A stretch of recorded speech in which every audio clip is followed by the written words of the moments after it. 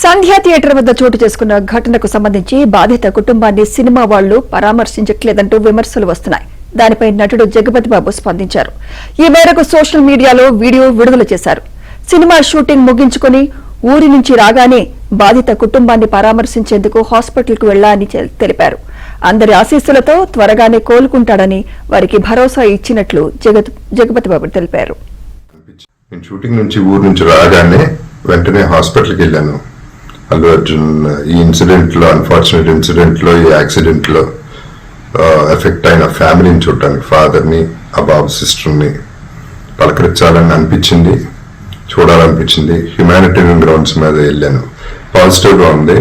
He might recover, there is a very good chances, let's hope for the best అని, with all the peoples blessing and gods and goddesses అని చెప్పేసి భరోసా ఇచ్చి వచ్చాను.